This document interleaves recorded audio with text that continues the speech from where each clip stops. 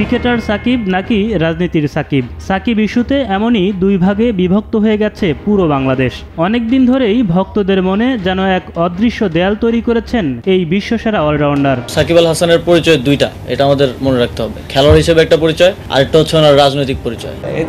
Cricketer সাকিবের প্রশংসায় পঞ্চমুখ থাকলেও সেই একই মনে রাজনীতিবিদ সাকিবকে মানতে পারছেন না কেউ কেউ। সেই সাকিবের নিরাপত্তা নিয়ে কানপুরে ওঠা ঢেউ বারবার আশ্রে পড়ছে ঢাকায়। That's the finishing line. If that doesn't happen, maybe this is my last one.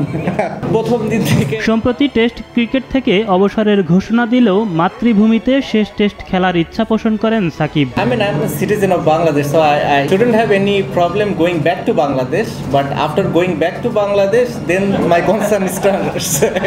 Going back to Bangladesh is not a problem. It's just leaving Bangladesh, and while I'm in Bangladesh, the safety and security, that's my concern. What I'm hearing from my close friends and family members, they have their concern. কিন্তু সাকিবের সেই ইচ্ছা পূরণের সম্ভাবনা এখন অনেকটাই ক্ষীণ, কারণ তার বিপক্ষে জনমনে তৈরি হওয়া ক্রোধের বিপরীতে নিরাপত্তা দিতে চায় না ক্রিকেট বোর্ড থেকে শুরু করে দেশের মন্ত্রণালয়। ব্যক্তিগত মানুষকে নিরাপত্তা দেওয়ার মতো আমাদের অ্যাবিলিটি নাই আর কি। আমি তো আসলে কোনো এজেন্সি না, আসলে পুলিশ বা র্যাব, এটা আসলে এটা আমার হাতে না, আমাদের বা আমার বা বিসিবির হাতে না। আসলে এটা আসলে পুরো গভর্নমেন্ট লেভেল থেকে আসতে হবে ওই নিরাপত্তাটা।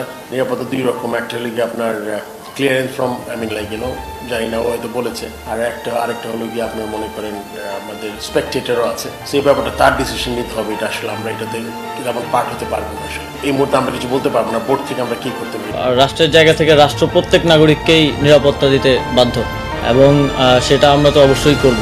উনি আওয়ামী লীগের প্যানেল থেকে একজন এমপি ইলেকশন করেছিলেন, তো মানুষের মধ্যে তো এই দুইটা নিয়েই মিশ্র প্রতিক্রিয়া আছে। এখন খেলোয়াড় হিসেবে আমাদের একজন খেলোয়াড়কে যতটুকু নিরাপত্তা আমাদের দেওয়ার দায়িত্ব, সেটা অবশ্যই আমরা দিব।